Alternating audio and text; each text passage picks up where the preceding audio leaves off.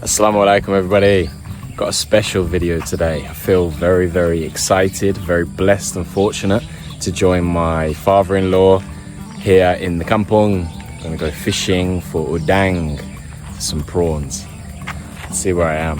Absolutely beautiful. I hope you enjoy this video, guys. Jump.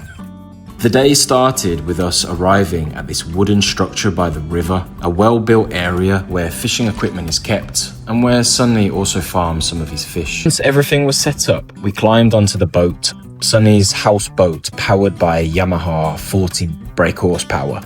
This is the biggest boat on the river, and it's clear why. It's spacious, sturdy, and built to handle long days of fishing. I've just been told, guys, just before we start, that the river here has crocodiles in it, which should have been obvious, but I never thought of it. So, pray for me. No crocodiles. Walking around, I had a chance to see the different fish he raises. It was my first time seeing fish so close like this. Loads of fish in here. And it immediately gave me a sense of how organized and prepared everything was for a day on the river. While I looked around, I also helped get some of the equipment ready. We loaded the rods onto the boat, arranged the bait, and prepared the portable cooker that we would later use. Being hands-on from the start made me feel a part of the process, and it gave me a real appreciation of how much work goes into proper fishing trips, even when it's just a hobby. As we finished the preparations, I noticed a few monkeys in the trees along the riverbank. It was amazing to see them so close, moving through the branches and watching us. And then, almost as if to remind me this isn't a tame environment, I found out that there are actually crocodiles in the river. I had to pause for a moment and think, okay, let's be careful out here. That definitely added a mix of excitement and caution to the day. It was at this point that I learned more about Sani himself. My father-in-law has known him for about 50 years, since they were children basically, and he has always spoken highly of him.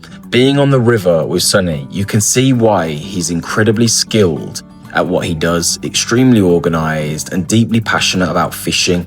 Even though this is a hobby, you can tell that he takes it seriously, and that makes the whole experience richer for everyone on board. Once we were fully set up on the boat, the real action began. The first thing I noticed was how many rods were being used at the same time. Each of the four of us, Sani, my father-in-law, and the two other friends, had multiple rods in play.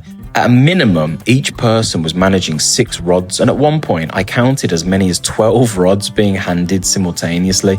Watching them work together so seamlessly was incredible. You could see immediately that this wasn't just random. It was skill, experience, and a deep understanding of the river. By late morning, we paused for a break to enjoy a meal that Sani and his 2 friends had cooked and prepared right there on the boat. It was Udang Galah masak lemak, served with rice, lightly spiced vegetables, and a coconut milk. The aroma alone was incredible, and seeing the udang being prepared freshly from the river made the experience even more special.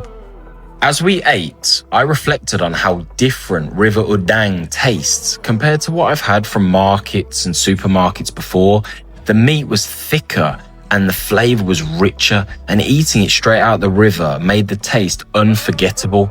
Being part of the process, catching the udang, handling it carefully, and then tasting it fresh gave me a whole new appreciation for the delicacy. This was also the perfect time to really appreciate my father-in-law. All morning he had been on fire catching udang and fish, consistently reeling them in with incredible skill. Watching him, I jokingly said, "Today, Abba, you're not a retired man. You're putting in a full day's work." Some of the udang had a bright blue colour on their claws and legs. That part caught me off guard at first because it almost looked dangerous. You really had to be careful taking them off the hook. The bigger, darker blue ones could nip if you weren't attentive. Learning to handle them safely was a skill in itself, and it made me appreciate the years of experience all of them had to offer. Between the fishing, there were little lessons along the way. I learned about the different areas of the river that are better for udang, and how subtle movements of the boat and the rods can make a big difference. I also learnt a lot about patience, both with fishing and with observing how the others interacted. Sani is methodical, focused, and passionate. It's easy to see why he's been coming to this river for so long. The main target of the day was the Udang Galah. I've never caught one before, so I was learning from scratch. Abasaya and the others taught me how to handle the rod, how to feel the pull, and how to tell when it was Udang versus another type of catch. At one point, I asked them how they could tell, and they explained that it's all experience, the pressure on the rod, the size, the way it pulls. It's how you know. Watching them all do it made me realise how skilled they are, and it was humbling to be in their company for the full day. As the morning went on, I began to feel more confident with the rod. I managed to reel in a few udang myself, and the sense of achievement was incredible. Each catch felt like a small victory, and it reinforced the camaraderie on the boat. It wasn't just about catching udang, it was about being part of a shared experience, learning together and enjoying the day as a team. Laughter and joking throughout the morning. Even though I didn't understand every word in Bahasa Melayu, the tone and the energy was clear. Everyone made me feel welcome from the start. It was one of those moments where you realise that connection isn't just about language, it's about sharing an experience, being present, and enjoying the moment. The river itself, Sungai Kurau, is actually larger than I expected, both in length and width.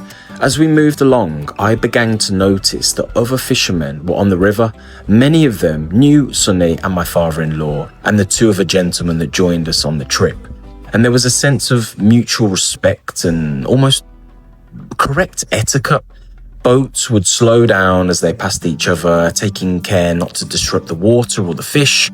That sense of professionalism and camaraderie really struck me. Sonny's two friends, the other two men on board, were equally fantastic. They were full of jokes, stories and tips, teaching me tricks of the trade. It was one of those moments where you feel genuinely part of something bigger. A day shared in laughter, learning and teamwork. During the first half of the trip, there were also stories. My father-in-law shared his experience with the ikan buntal, the pufferfish. He explained how it's venomous and must be handled carefully. He showed me how to use pliers to safely remove it from the hook and return it into the water. It was fascinating to see his technique, and I appreciate how much care went into handling something so potentially dangerous.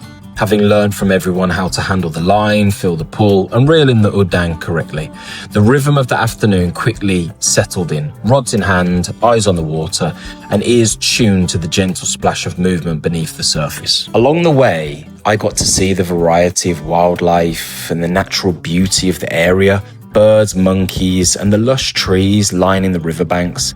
Everything about being on Sungai Kurau made me appreciate why people spend so much time here. It's peaceful, alive, and full of experiences you don't get anywhere else. The meal also gave us a chance to rest, enjoy the scenery, and soak in the spirit of the day. The sun was warm, not too harsh, the occasional breeze was perfect, and the river around us felt alive with movement. Monkeys could be heard in the trees nearby, and the occasional fish breaking the water surface reminded us why this river is so special. It was a pause that reinforced the sense of connection I felt for being invited along. Towards the end of the trip, Sani very generously gave us 2 kg of udang to take back to Penang. It was a perfect way to end the day. Not only had we shared an incredible experience on the river, but we also had a delicious takeaway to enjoy with family later. That gesture highlighted the spirit of the day, generosity, hospitality, and a love for what they do. If anyone watching wants to see more, Sani has his own YouTube channel where he shares videos of trips just like this. The link is in the description, so check it out. Big thank you again to Sani and his friends and my father-in-law. I want to say a big thank you to all of you for watching this video and supporting me on previous videos and inshallah future videos. Assalamu alaikum wa rahmatullahi wa barakatuh.